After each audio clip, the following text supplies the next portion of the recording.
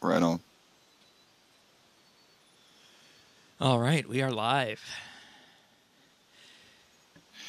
I suppose we should tweet the Twitch RSBANDB URL first. So for anybody watching this after the fact, this is what we're calling the RSBANDB update roundtable, and what this is going to be a far-ranging RuneScape discussion on practically anything and everything under the sun, and this is open to the public right now. RuneScape Roundtable live on Twitch. Come share your double XP weekend with us. Mm-hmm.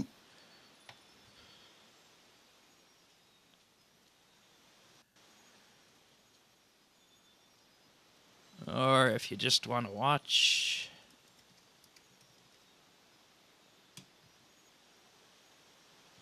I love how Twitch integrates into Discord, so someone who is watching on Discord could just, pop in and away they go, and they get the little dashboard notification. Yeah, very cool. So I'll just give it a couple minutes to pop in. I think we're gonna have a couple of the RSBANDB update folks joining in. All right, on. Good deal. This is my first time actually officially streaming RuneScape, believe it or not. Well, Hello. There you go, Shane. Hey, what's up, man? Hello. Oh, it's one of our friends, Sirion. Yeah. Hello. Looky there. You having a fun double XP weekend? I mean, Getting them Depends late on, games. Depends on what you consider fun. I think 90% of the time has been me standing in a Fifth Bank, Yep. disassembling cogs. okay. Yeah. Yeah, that sounds about familiar. Is there anything fun about this anymore? Yeah, That's a good question. Yeah. Right?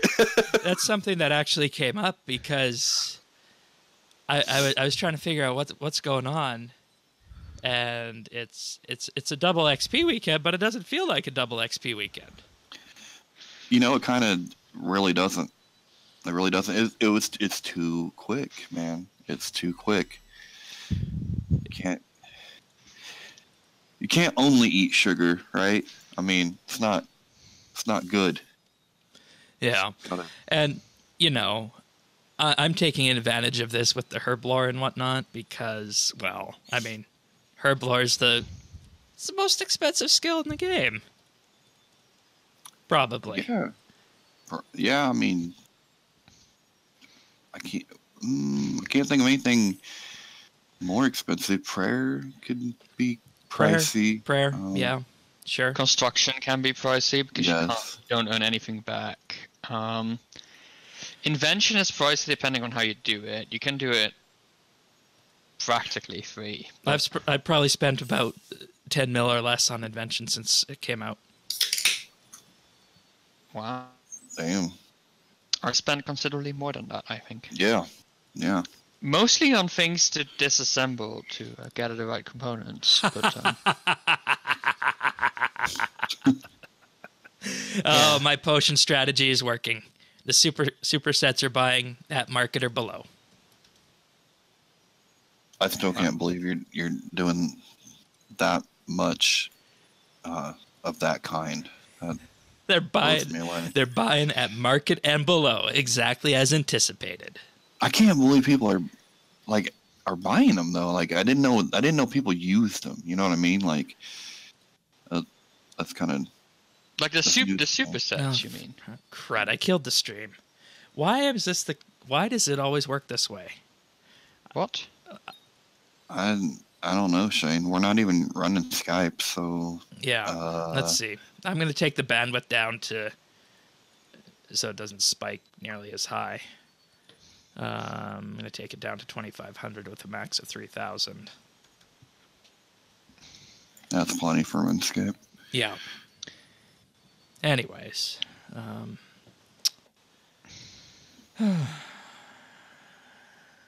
well, in any case, yeah, I just bought another 1,000 of the super melee potions and whatnot. So they're buying. The only things that don't appear to be buying are the flasks. But Hmm. and you know, we're gonna of course publish this on YouTube and whatnot, and this is in general, I think, this is what I've wanted to do this for a while, I think, and what I'm wanting to see it as is it's as a session where we can all come together and air various grievances. Oh, we get to do that? Because that's great. Because I was talking to my friends earlier, and I don't know if it's like this in all of your circles too, Shane, but on double XP weekends when we're all like stuck together in a Discord, we have a tendency of just toxifying the shit out of everything around us, and I'm like, what better time to complain about a few things that we really should complain about? Yeah. Than now. But I was afraid that I would be jilted, you know, because I've been with evil people for too long. Well, I mean, there are ways to fix that. I think it's been fairly positive in the Clan Quest circle. I can probably say that from what I've seen. I don't know if I missed anything bad, but it'd be the way it is. Well, you know, we're positive, but in a like, let's make fun of each other kind of way. Okay. You know? Yeah. Okay. Yeah, I said it was going to be all fun and games until we started talking shit about old school, and then I was going to have like 3 or 4 of my friends probably run in here like, "Stop! Don't say that!" Oh boy. Well, there are other times where that it can be allowed. You know, like I think I can reveal this now, and basically what I want to do at the end of the year, and I haven't decided which one's going to be which yet, but I have long been wanting to do a Star Trek special on the show. Really? Yeah. Okay. A As Star in Trek, the game or the movies or shows? About the episodes. Basically a show where we go through, say, each take 3 to 5 of our favorite episodes with some overlap and just talk about them, and use that as a way to get people interested in the series. I thought you had a Star Trek That might be special. fun. No, You had one with you and Reed and... that was a Star Trek Online special. It's the same thing. No, It's the it's same not. thing. No, it's It's not. the same thing. No. Yeah. No. I'll probably have to agree with Shane with that one because, you know, I don't look at the Old Republic as like would be the same as a Star Wars special. Ooh, do we get to have one of those, Shane? Too? If you can find the co-host for it. Well, you. I have seen Goodness, three. I want to see that now. I have seen 3 Star Wars movies. I saw Episode 4, A New Hope, Let me pick the best one, and then we'll watch it, and then that's all you need. and I should say in Episode 4, A New Hope, I found everyone so annoying. The only character I didn't find annoying was Harrison Ford. You found Yoda annoying? Yes? What How- is wrong with you? Dare you?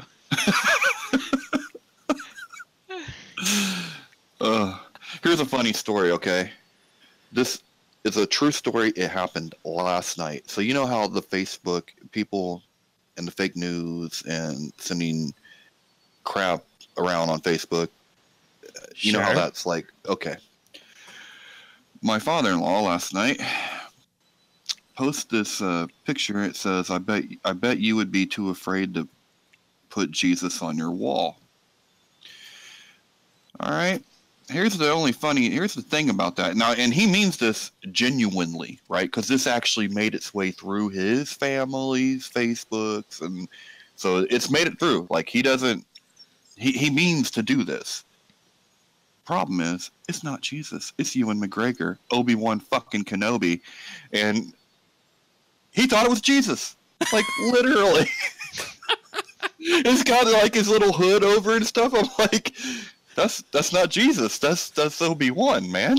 Like, I'm like, only in America. Only in America could people mistake Obi-Wan Kenobi for Jesus. Yeah, Well, there's that lots of only in America things that we could talk about. That Don't get me started. yeah. I Don't showed get me you a started on prime that. example of that earlier, but we'll leave that for a topic for another show.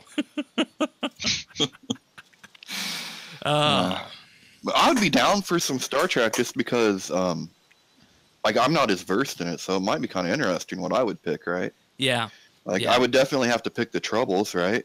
Okay. You have Yeah. to have the Troubles. The Troubles. And then you have to have the first make-out session with the what's her name? Kirk and Uhura. Yes, you got to have that one. And then I've got to have something from the next gen because that's my favorite. Oh, there's so many good Really, Next Generation anything. episodes. I mean, anything from them. Yeah, just throw a dart at the wall. You'd grab something. You know, good. that's one of my favorite things to do is to get two people together and say, give me a random number between 1 and 7. The next person give me a random number between 1 and 26, and that chooses a season of the Next Generation and an episode. Huh. Okay. I truly don't know if I had to pick 3 episodes, which 3 would be my favorites. And see, that's why it's interesting because everyone has something to say on. I mean, I think I would 100% include Inner Light because Yes, definitely. Because that is just a beautiful masterpiece. I would pick something from Enterprise just to be cross. Like, But the problem with That'd that be is different, right? what Yeah, no, Enterprise it's a really good episode series, what Enterprise episode went as deep as TNG?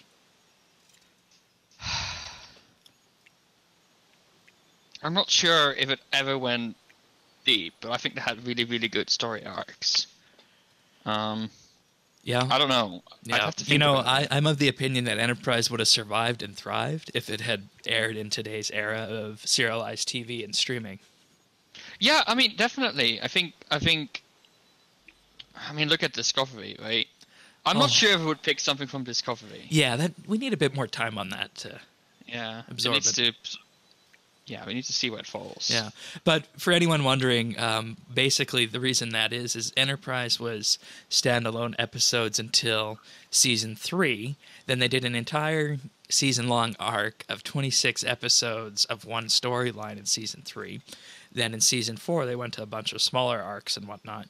And, this was in 2004, so before TV streaming and the like. So, in general, that was really one of the first pioneers in that. But in any case, I think that would be a good thing to do. And that's why I want to do it because, you get these 3 people here together who we all have right now. And, I'm sure we could pull together a list. And I'm sure we could even pull together a more exhaustive list if we even got Earth and Trekkie involved in that too. Mm-hmm. So that's why I want to do that. So we're going to try and do that in December.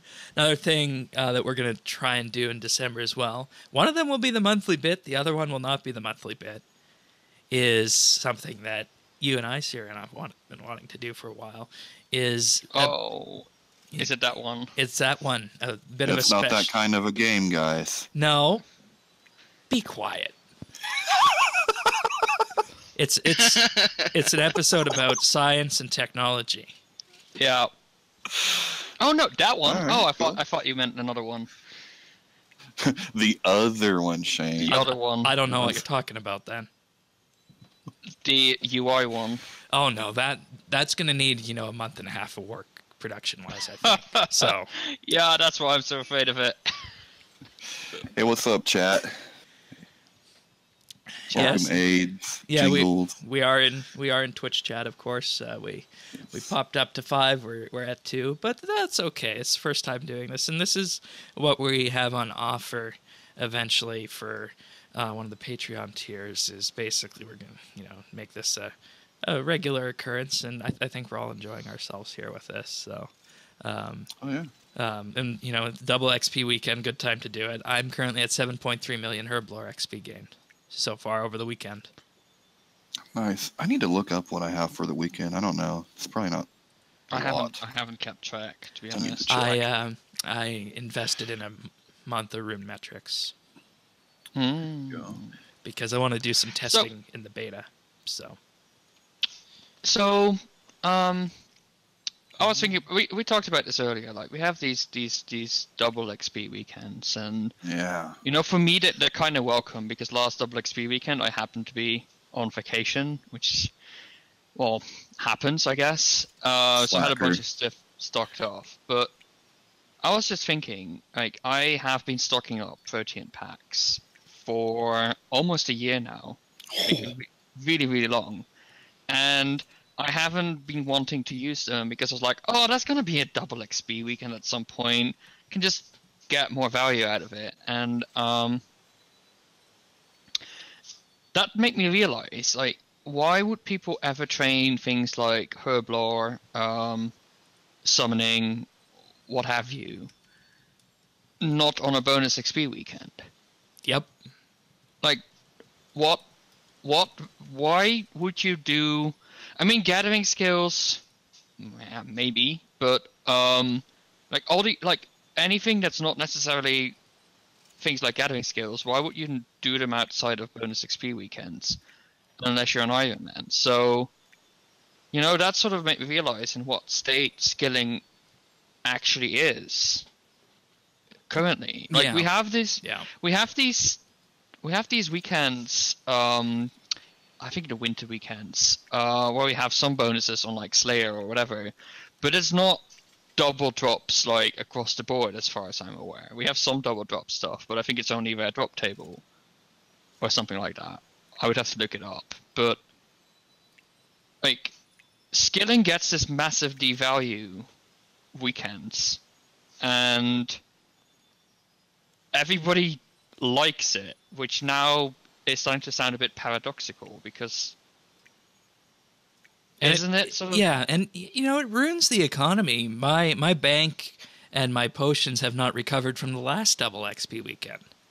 Exactly. Like the fluctuations are so big, and like if it happens once a year, the market has time to stabilize and it's fine, but we're now up to 3 a year. That's crazy. Like if it was once a year, I'd be happy to keep them, and that would be fine, but that's so commonplace now. Like it's a bit scary to me. It feels like skilling has become this thing you just do during the bonus XP weekends. And does old school get double XP weekend? I think so. I think it's across both games, right? I'm not sure at this point. Chat somewhere. Does old school get double XP weekend, please? Thank you. No. No, it doesn't. Oh, okay. Well, good for them. They don't get a lot. But yeah, I just had that realization, and I mean, I'm still happily disassembling my cogs away because at this point, why do you even care? Yeah. But I had 3,250 to do. I'm down to 2,500. Yeah, I haven't even kept track. I've done a bunch. Yeah, and I mean, it's one thing to work up to it, and this one just didn't feel as though there was anything here on this one, and normally it does feel like there's something special. Didn't feel as special. But I found, kind of got to find your special, right? Because I found it just by trying to win, doing competitions and this and that. Makes it a little bit funner. If it hadn't been for that, I wouldn't have cared at all about this weekend in general. Yeah. PK Mage 00222 in chat says the efficient players and players with alts will wait, and the more casual players will keep training it because of the fact they have to keep progressing to get anywhere. And then they are locking themselves out of content for months. I mean, I agree, and this happens, I think, with quest requirements, right? You wouldn't wait to do your quest requirements until like a bonus XP weekend. Like, I completely accept that. And that guy that mage just did the whole damn storyline for Temple of Eastern 2 days before double XP weekend.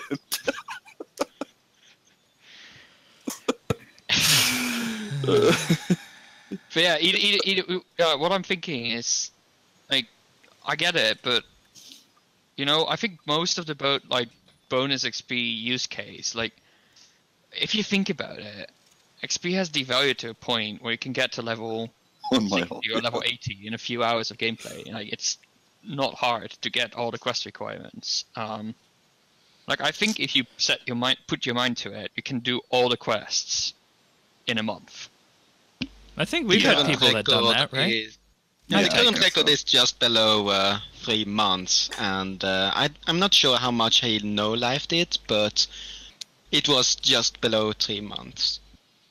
Okay, a bit slower, but still, like, I'd say that getting the quest requirements generally, you don't really need the bonus XP weekend for. Like, you don't need a bonus XP weekend to get from level 1 to level 40, really. Like, that's done within no time. So. By the way, I will just correct myself. It was just below 3 months to get all requirements and do all the quests. So if it's just about the skills, then way less. Fair enough. Okay. And, you know, on the topic of quests, sometimes you don't need requirements for that. I.e., this coming Monday, we have the needle skips. Woo! Oh, is that Monday? Yep. Yeah, it's confirmed. Yeah, Tycho, we need to chat about who we're going to get on the show for that. Ooh, do that after. You want me to do some scouting? Well, I mean, I was thinking you. Yeah, I mean... Well, I'm on a break from RS at the moment, but oh gosh. Oh, you'll do the quest. Come on now, you'll do the quest. Tennis, come on. I have to sound like, oh, it's a tough job. I mean, I'm got the master quest game, but it's still, could be a tough quest with multiple puzzles. You know, elemental. The needle skips is not going to be tough. Because there's going to be multiple paths. You can't be hard to get. That's not that doesn't work for you. Yeah, don't play hard to get. Did you listen to the podcast yet for this week? Rule number 37 in podcasting: never let it sound easy. Oh, I've just been making it up for all these years that I know actually what's happening. Yeah, I can't believe you actually believed him.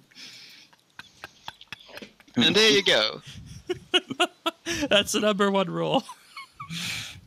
Maybe, but you do need you do need to be on point for the technical things like the quests, the mining and smithing beta and whatnot.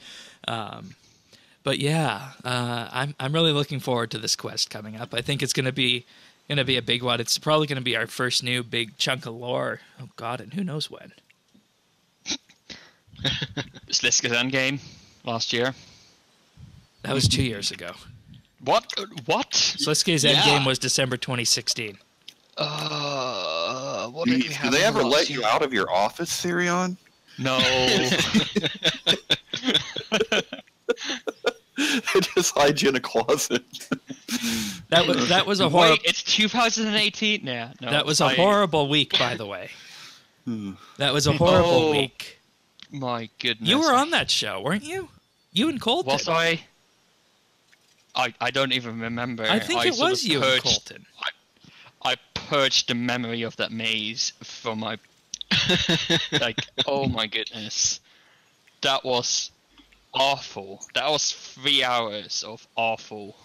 Yeah, and it came out on what, like the 16th or something of December, and then leading up to that, I had a clip show and a year-end special to prepare, all before Christmas Eve. Yeah, you must have had fun. Oh yeah. I think you must still be hearing Sliska's laughter in your head. Yeah. Thank you, Tycho. Thank you. Yeah, his laughter and Reed's fucks probably, because that would have been his era, right? No, he wasn't on that show. Okay. Yeah. 2016. I remember. That was my era, right? Wasn't that my first? I don't even remember. I have no idea. I tried to forget 2016 to mixed results. I liked 2016. Quite a good year. A lot of emotional quests with the gods involved and leading up to Sliska's endgame. And the sad part was that I was online when the countdown timer came, to Saliske's endgame, and there was a huge party at Armadillo Tower with multiple J mods showing up, and everybody was hyped. Even Sasima was there, and I actually filmed the occasion, and it's on my YouTube channel, which is quite small, only 2 videos, only showing the eclipse effect coming into place, and then the whole party with J mods to the left and right. So I put up the list of quest release dates. The last piece of lore we got was Pieces of Hate, March this year. Didn't we get some stuff with Charos and whatnot, and You're It? Yeah, we got some with You're It. That was May. Fun fact, those were the only 2 quests this year so far. Salt in the wound. Yeah. We have had 2 quests so far, Pieces of Hate and You're It, in March and May respectively. Well, at least we got Mod Kylar's quest point caravan. Oh yeah, and good then, job. And then speaking of which, has anyone looked at it after the day of release? Yeah. You have? Yeah. Oh really yeah, have. You won't believe that Mod Kylar is... Whenever I made an Easter egg about a title called May or May Not, and we, the lore hounds, have been hunting it for ages, and until the point he promised one of the top lore hounds that if they hadn't discovered it by Christmas Eve, he would tell them how to get it. So that's actually the biggest community activity in the background, hunting for an Easter egg since Hazelmere's signet ring going on at the moment. I guess I probably should have known better than to ask 3 members of Clan Quest if they have went back to the Quest Point shop. I haven't seen it since the show. I mean, there hasn't been any reason to go back. So we're going to end up with 4 quests this year, right? If we include the Christmas quest and the Christmas quest. Last year, 2017, we got 6 quests. Ooh. 4 of which were in Menaforce. So if you count those as 1 update, that would be 3 quest updates. In February, June, and November, respectively. The other 2 quests that year were Back to the Freezer and Evil Dave's Big Day Out. Evil Dave's Big Day Out was good, and Back to the Freezer was Penguins in the Kelvin timeline. Yeah. And then you had a painful eye test. That's all I remember. And then 2016. 2016 was the year of Sliske. So we got, let me count, 9 quests, I think. 2, 4, 6. Oh no, 7. Sorry, I can't count. 7 quests that year. 4 of which were, of course, related to Sliske's endgame, which were Nomad's Allergy, Kindred Spirits, Children of Ma, and Sliske's endgame. And then we had the River of Blood, the Vampire series. Oh, that was a good one. And then the remaining quests we had that year were the Gower quest and Impressing the Locals. That was a really good year. That was a decent year. And then, from that 2015, there was another 7 quests, so that's the same number. We got quests such as Dishonor Among Thieves, Dimension of Disaster, Heroes Welcome, The Light Within, Lord of Imperium, Call of the Ancestors, which has so far been on only bottle quest, and Beneath Cursed Tides. Beneath Cursed Tides. You're It was supposed to be a bottle quest. Yeah, I felt like that, so fair enough. Yeah. But yeah, that was sort of and we know where questing's going in 2019. They're heading towards the Elder Gods and the Dragonkin. 2014 was another 7 quests. 2013 only 6. Well, that was the Gothics year. That was the year of the World Wakes. So yeah. Yeah. The release date of RuneScape 3, 2013. Well, that takes us back. The most and that's emotional year ever. Yeah, that certainly was one.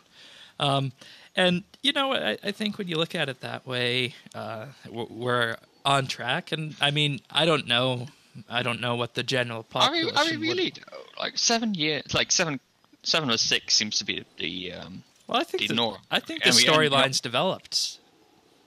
And, you know, granted this year is slower. I think this year's slower for a lot of things, but... I mean, I'm looking back at 2012, right? And you don't want to know the numbers. It's crazy. Okay, now I do. 15. Oh. 15 for what? Okay. Arguably, of three of which were reworks, namely Death Plateau, Wolf Whistle, and Druidic Rituals. But there were still 12 brand new quests. So, yeah, and like not all of the, like some of these were pretty big as well. We got Brink of Extinction, the Elder Kiln, Song from the Depths, the Firemaker's Curse. So yeah, you know, after 2012, it just sort of got a cutoff, and ever since we've had to do with 6 quests. But you know, we did the what math. could have happened around that time that would be major The changes? release of RuneScape 3. 2013 is when RuneScape 3 released. Is that when they also found their scapegoat and got rid of someone? Around that time? Not entirely certain, but could be. I don't know who you're talking about. You know, they had to make an example out of someone that had the audacity to think they could take on Transformers. Oh. That guy? Oh, the former CEO. Mm-hmm. I don't know. I think the CEO position and the designer position has always been split apart. You're probably right. You know, there you go with that Canadian, you know,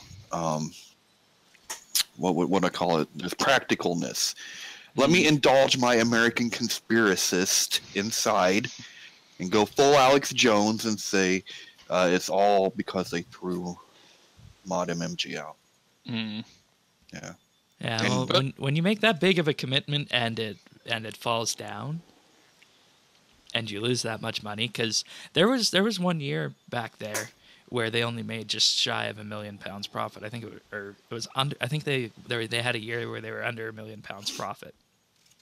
I mean, yeah, but look at the in the business world, it's so much better. In the business world, when you make mistakes like that, the board of directors wants to see heads roll. Right? Yeah, they want to. Yeah. Like at that point, it's a signal to the head of board of directors. It is what it is.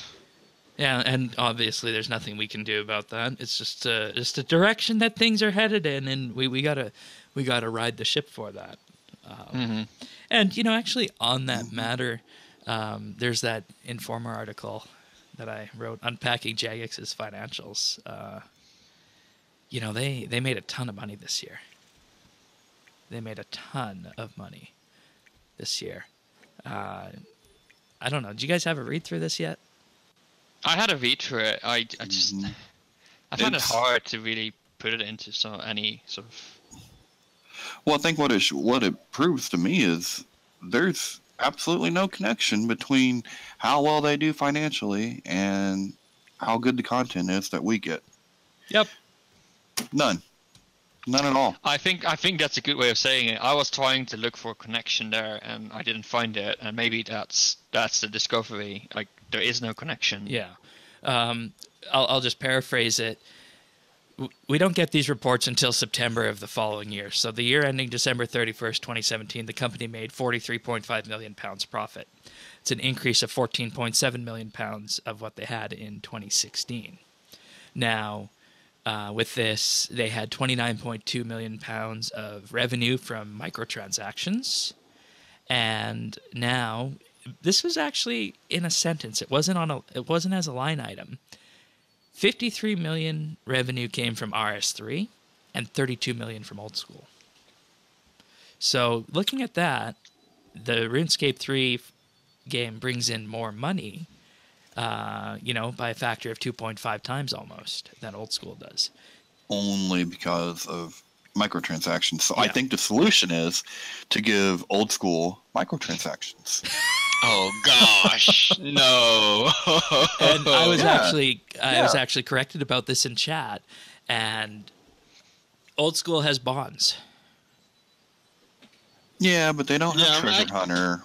They need some treasure hunter. I think that would be a very No. that would be quite the I'm discussion sorry. to have. That would be quite the discussion. I think there's different in the game industry. I think there's always sort of two different approaches, right? You have this big publisher approach. You have your EA, your Ubisoft, and they release a game and they try to milk every last penny out of their players, right? There are, like, was it Battlefront 2 that had this whole in-app like microtransaction sort of? Yeah, the thing is with fiasco Battlefront around 2. Like, these are the people that really just try to, like, they don't care about the players, they care about your wallet. Like, that's the... Yeah.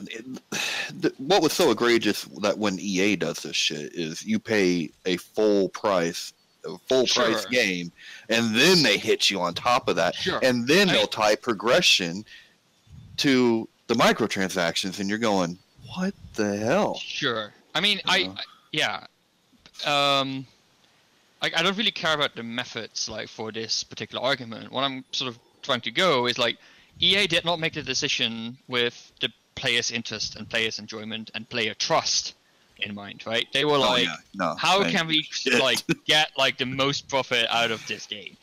Yeah. And that's one direction you can go.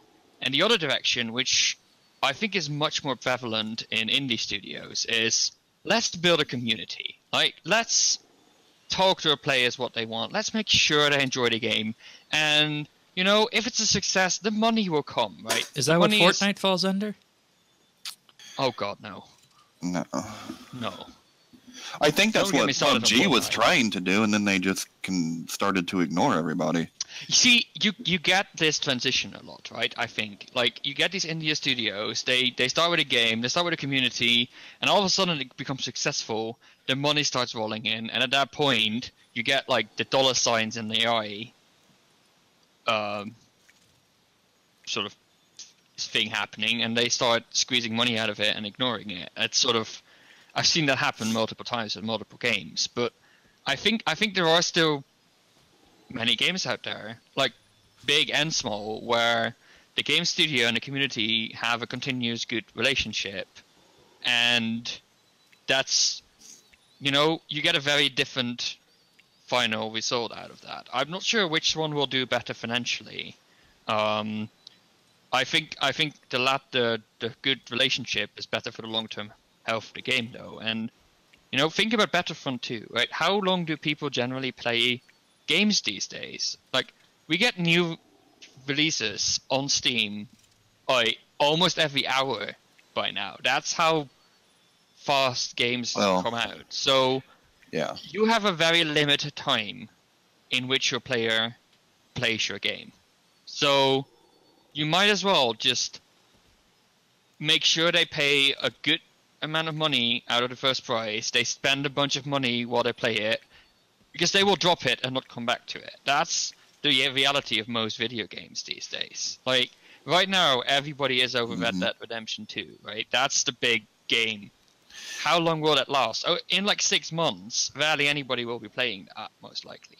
So, this is... you want to take some bets? Because, see, I mean, I totally understand your point, but you gotta look at when it comes to that in particular, that's gonna have the same staying power as Grand Theft Auto 5 did. It's the same studio. They're doing the same. Okay. Same thing. Red Dead Redemption arguably is a really, really bad example.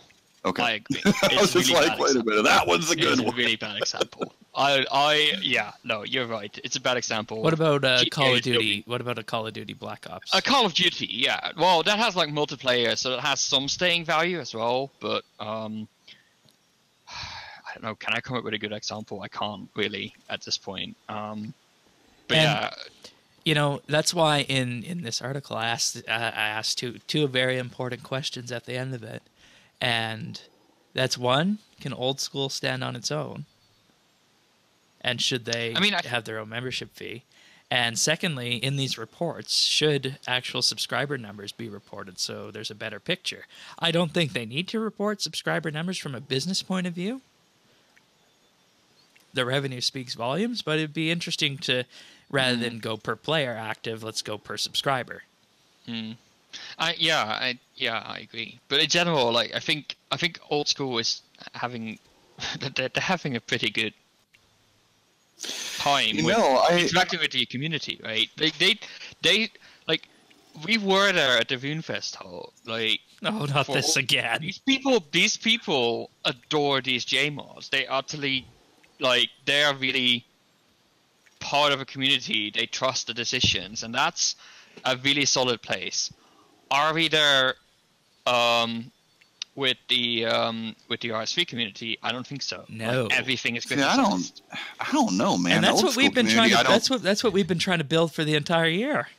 Yeah, but like the old school community, I'm not sure that they like their own mothers, let alone like anyone else. Like, I don't know. Yes, I'm shit talking it, but I mean, it's really not that crazy. I think before that, this needs to be a stance on if RuneScape 3 and old school should go separate ways, or if they should stay somewhat together. Because, for example, if you are in the friends chat in RS3, you can. It's literally the clan chat of old school. So, and same thing with friends list. You can see who's on what game and in what world. So before them standing on their own and having their own subscription fee, they need to really come out and say more that this is two separate games now and we're not going to interact with each other. When we were at RuneFest, we saw the night before the joking about that. Yeah. I mean, that it felt like one RuneScape community at that point, and that's the way. That was a good feeling. Yeah. You know, Mage makes a good point here of saying I don't think we can't get those numbers when the games are linked like that. Oh yeah, and I think that's true. It's not just like the players that play both either. It's like try attributing server costs to one of them or the other. Like it's impossible. Yeah, like because they're gonna run on the same. Like they could be very well running on the same hardware. You know, they are running on the same hardware because you can interact with each other on like friends chat. So like there is stuff shared between the two. So it's utterly impossible to separate those. And I don't know if you need to want to, but I want to. And this is something that surprised me, and I only know this because I was talking to friends that play the game, but actually they want to as well. They would love to be able to play old school while they're playing RS3 on their own account, but you can only do one or the other right now. They would totally pay another subscription in order to do that. Mobile. So like they're missing, like Jagex is missing out on money there too. Yeah, and yeah, I think so. Yeah, I can see that. But yeah, I think in general, like I think the sort of approach that the old school team has is very different. You think that would work with RS3, or did we already try that with Rune Labs? I don't know. It might be that it just didn't work. Maybe. Okay, I don't want to shit talk anyone, but maybe the RS3 team is just not as competent as the old school team. Like, I'm not just saying it is, but it's a possibility for why these things are so different. Who knows? Sirion asking the hard question since 1992. Yeah. You're really that young, Sirion? Wow. I'm not sure if that's a compliment or not. See, we got another good point here in the chat. Like, I'm reading right now. Separating both would kill RS3, and hear me out for a second. RS3 isn't very well advertised by the Twitch platform. Just true. Which is huge for games since it's split from RS3. Not to mention the players you get for both games jumping back and forth. Old School has done a very good job advertising themselves and whatnot, and RS3 just doesn't seem to be as strong in that regard. And with the release of Old School Mobile, it's been growing exponentially as well. RS3 doesn't know advertising, does it? Like, I've never seen an advertisement for RS3. Oh, I've seen plenty. Yeah. Oh, you do? Okay. We I've had never advertisements on TV. Oh, really? What? Why wouldn't those be here? Like, where the market is? Like, in the Netherlands, we had RuneScape advertisement, like, between sort of children programs on TV. Why wouldn't they do that in the US, where there's a huge, like, this is where the money is? Why wouldn't you do that? That's crazy. I don't know. Well, you remember that? Is our TV too expensive or what? Well, you remember the new trailer they put out? That looked like a TV ad. Somebody call CNN. We don't want RuneScape Yeah, ads. right. Where's Jim Acosta when you need him?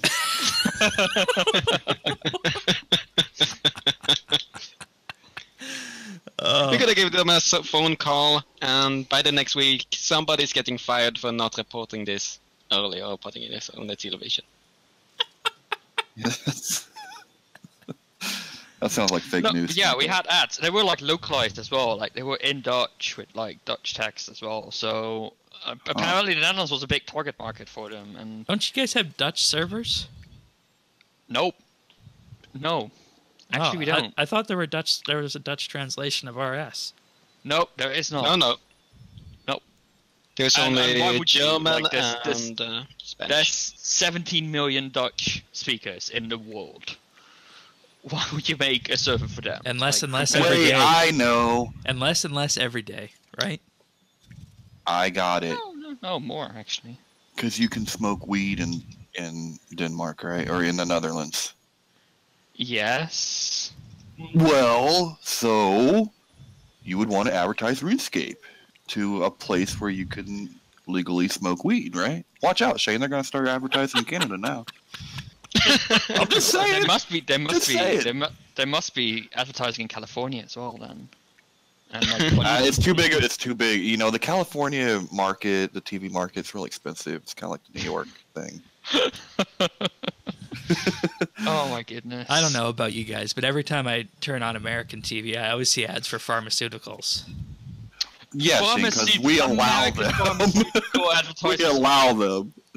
They are so amusing. It's like, it's 10 seconds of advertisement and then 50 seconds of naming up all the possible side effects. Yeah, remember? It's not amusing when you're the guinea pig. Painful death. Remember the first time you went to the US, I said, go watch half an hour of Fox News and go watch half an hour of CNN.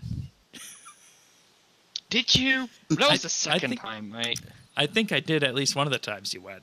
Yeah, at least one of the times. Not the first time, I think. The first time I was on this Discord being jet lagged as hell, and that must have been hilarious for you because I don't remember it. So you were flying the right way. I guess. I arrived. I hadn't eaten anything for dinner. Everything was closed as well, so I just went to bed at like 8 or 9 local time. That was a mistake. I woke up at 2 and couldn't sleep, so I had a bad week. I had a really bad week then. I've since learned how to deal with jet lag, which is fly drunk at the right times. That's like, sleep is secondary. Having your meals at the right times, if you get that right the first 24 hours, you're going to be fine the rest of the week. Yep, I can attest to that. Like, get your meals at the right time. That's more important than sleep. Doesn't apply to me. I've never flown far enough to have that happen, maybe. I don't know. How far do you have to go before you can have a jet lag incident? I don't know. Like a time zone thing or what? When I went to New York many years back, which was from the Netherlands, so it was like 6 hours, I think. I didn't have that bad of a jet lag. Like, I had somewhat, but not much. Like, I didn't notice much. But whenever I fly to the West Coast, which is right now 8 hours for me, I think, difference, that trips me up properly. So, you know, I think starting from like 6 hours, you'll really start noticing it. Yeah, I felt it was 7. Mm-hmm. So we got about 10 minutes left here. So any other topics you guys want to bring up? I've gone through my list. 10 minutes for what? For this session. What? Yeah, we've already been going almost an hour. Oh, you only planned an hour? Yeah. I didn't know that. Yeah, I planned an hour. I thought we were here for like hours. Oh no. No? Just talk until we drop. Okay, well. I mean, we both know you got the capacity to talk, Shane. We both know we all here are experienced talkers that can go on for hours. I mean, I take pride in myself and extending your podcast to about 2 hours. Yeah, we did that. We did that this week. The mining and smithing beta. Yeah, we hadn't even talked about that. I don't feel like there's much to talk about. It's there. Well, you don't want to hear what Siron thinks about it from a game designer badass perspective? Well, he's actually doing an Informer article on that, and we're doing another live stream. Do we get a Did we decide Monday or Friday? We decided Monday, right? Yeah, Monday. Yeah, we're doing another live stream on that. I haven't opened the mining and smithing beta at all yet, with the intent to do it live on stream, so you get the raw experience of me experiencing mining and smithing beta for my own character for the first time. I mean, I played it for a bunch. I think I played it more than most people at the at RuneFest. At some point, I played for like it must have been like a good 20 minutes. Oh yeah, definitely. Yeah, I saw you there. Yeah, it's sneak peek. I don't know. I haven't really thought about it, to be honest. I think it's solid. You know, it works. I think they made some things maybe a bit too easy. I think the whole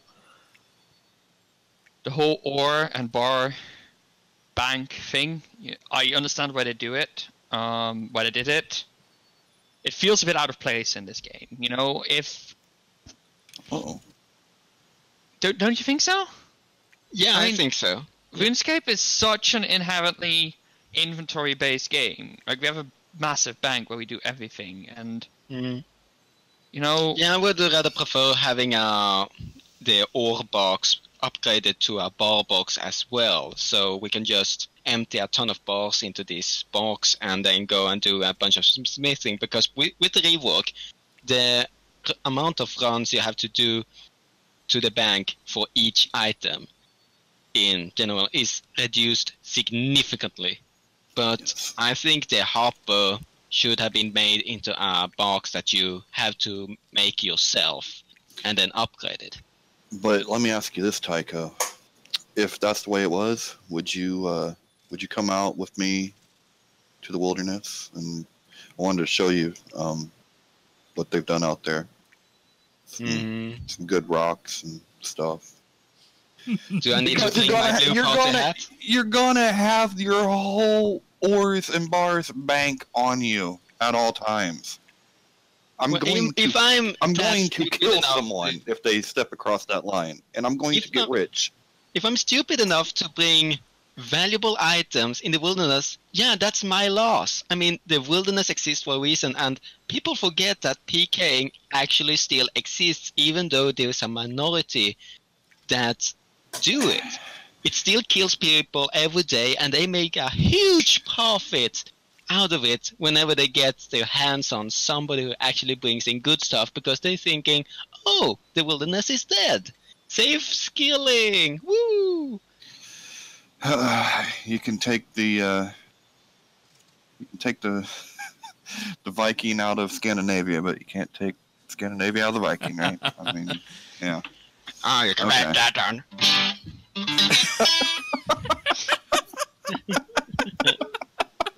I'm surprised you didn't bring that with you. Oh shit! Yeah. What, you wanted me to bring that at RuneFest? Yeah, or you need to bring that to the States, man. We'll have a jamming session. Oh yeah. Yeah. Oh yeah, sure. Yeah, there you go.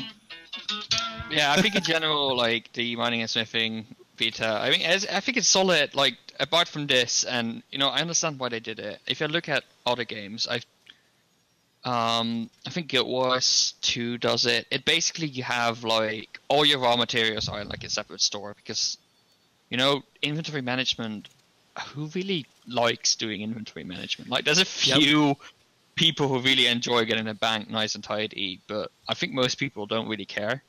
So I can understand the abstraction. It just felt a bit out of place in a game that's RuneScape. Also, like, I think the UI is, well, it's the UI that RuneScape has. There's plenty of problems with that. I had trouble understanding some of that. Yeah, at the start it is like that. I'll probably be sending some feedback around that already. But yeah, no, I think in general it's really solid. I think it's really cool that we get a skilling hub at the Artisans Workshop. I think that was a really good call. Yeah, I mean, mining is gonna become easier to train. Like, that's a fact. But well, as we just said, if it was expensive or hard to train, everybody would save it for skilling, like for double XP weekends anyway. So, I just brought this stream full circle. Yeah. To get it back to where we begin. You get an attaboy. And right now, I'm actually running at around 45 FPS at a 5K resolution RuneScape, just sitting here in Priv. Not bad. Not bad. Okay. I don't have the FPS on, actually. And it's on a Mac. Tanis, how long is Chain's Mac? Actually, I shouldn't say that. You would be a better judge than I am. I have no idea how long his Mac is. Okay. All right. Anyways, all right. Can we take our final short question? Hang on. Yeah, sure. From the chat, I've heard some people say that smithing was going to be slower than before, than it is right now. Those that can afford to spend a lot will be able to train faster. Thoughts? I don't think so. Right now, smithing is relatively fast, but you have to chuck a lot of money in it. Because you can get the burial armor that you'll be able to buy on the G and just finish. I forgot. That's okay. Yeah. So I guess then that would be true. It can be. And I think it can fine. be fast, or it can be super fast if you want to sink lots of money into it. But regular smithing, I didn't think I thought it was slower, or it feels slower. It might not be, but it feels that way because you're doing one piece at a time. I don't think. I don't know if the XP. You're going to be producing things slower, and I think that's good. Yeah. It means it's like you don't get people building, like making thousands of rune bodies. And they're not coming in through PVM, so it's actually like balance. Armor prices are going to go up, which I think is a really good thing. So yeah, it feels slower, but that's because you're producing less. So it's still going to be profitable because the prices will balance out in the end. But it's not going to be profitable to bulk. It's going to be profitable because the products you're making are actually valuable. Yep. And there's still lots of questions. What's going to happen to the price of coal? What's going to happen to the price of rune bars and whatnot? Because those are two constituent components that everyone will need if they're using both the auto heater and if they're creating elder rune bars. So. Yeah, and you get this whole sell once thing, but why speculate? Just go with the flow and let's just wait for it to come out. And I'm not gonna worry about getting the right bars before and all that stuff. I'm just gonna go there and enjoy it. Yeah, I agree. And sell your rune. I would do that. I would sell or out my rune. Well. Yeah. You're going to be able to convert all those runes if you want to alch them into rune salvage. And the big ones they go for 8, 16, 24, and 32k depending on the size of them. If it was me, I'd get rid of my shit before then, though. Just saying. Yeah. I don't know. All right, well, let's bring this around. I think that's what you said you wanted to do, Tycho. Just any last remarks? One final question, and let's make this a short one. So, let's say Jagex appoints you to bring out the one thing that RuneScape has that none other game, or actually a minority of other game has. What would you bring out and say, and this is how we're gonna market RuneScape? Sirian, you first. If I understand correctly, what is the one aspect of RuneScape that you would advertise to players that's sort of unique? Yeah. You know, the thing I have is a bit complicated, so I'm not sure if it's good for advertisement. What I really enjoy about RuneScape is that you can progress without... You can progress in many different ways. It's an MMO where you can pick what you want to be. You can be a blacksmith. You can be a fletcher. It was just summed up in chat. The ability to do whatever you want, wherever you want. You're not locked into a certain artisan or combat style. Boom! Exactly. That's from PK Mage again. Oh, I was going to say cocaine and hookers, but I guess that makes it better. Yeah, wraps it up. And that's also the point I wanted to say, that in many other games, like Overwatch, World of Warcraft, League of Legends, as soon as you pick a certain character, pick a certain role, then you are bound to this role. Mercy being a healer, he can't go around and think he can mow down the whole team. Well, you just go jump off a cliff and die if that's the case, and change character. Well, there you go. In RuneScape, it's a whole other story, because you can be everything almost at the same time. I mean, I love class systems, right? I love tag trees as well, and you know, I would love RuneScape to get some of that. On the other hand, if I went with like a mage character and then I was like, okay, now I want to do a range character, I have to make a whole new character, right? Well, with my RuneScape character, I can be like, okay, I'm just going to train range. Welcome to Star Trek Online. You know, I don't know. There's something to say for both of them. I wish RuneScape was more of a balance in between, but you know, it's cool. I think that's why the high scores has become such a great thing, because RuneScape has become so liberal, I mean so open, that it's quite hard to say who's what, and people can make a name of themselves by being on the high score. Some have gone the minigame way, because there's high scores in that. That's something people overlook, but there's high scores on minigames, and others have gone the Iron Man and hardcore Iron Man way. That's, in a way, the closest thing we have to a class in RuneScape, where the rules are limited, and where you can't do everything you want to do normally. And yet, I think... Sorry, on, go ahead.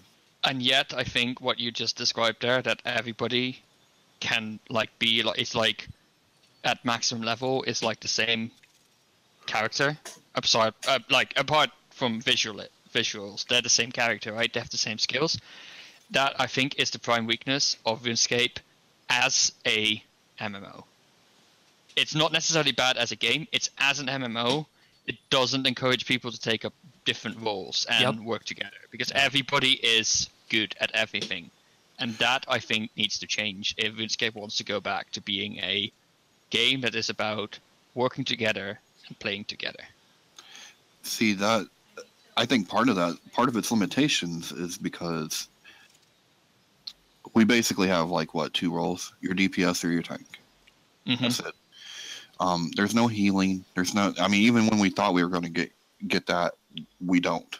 So, could they? I think they could remedy that by offering, things that would round that out, like healing types of skills or abilities, what have you. Things like that. I think would make a huge difference. Funny story, I actually am a healer in RuneScape, and there were only 2 places I could put my practice on it. You want to know what those 2 places was? Barbarian Assault. Okay, let's make that 3 then. No, because Barbarian Assault was limited to 1 spot. But that was... The first one is during the Soul Obelisk in Menaforce. Tons of people who needs healing. Very grateful if somebody just shows up and heals everybody. Boom!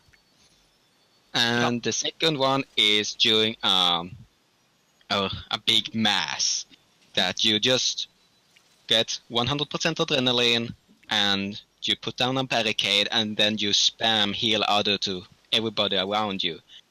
But that eventually got banned, that or kind of fixed that issue, and then after a lot of complaints, it got reworked to having the heal auto spell to a 10-second cooldown. And that basically killed me being a healer. So, yeah, good game, good game. So that's what you'd like. I hate to end this, but I got about a minute or so left. So let's just wrap this up. Anything before we go? I think this was very insightful, and we should definitely do it again. Yeah, it's fun, and I'm keen. Yeah, and Yeah, sure. Yeah. Alrighty then. Thank you everybody for joining us. This will be on YouTube and all the other usual spots very, very shortly. So, that being said, see you next week for the regular RSBANDB update. See you soon.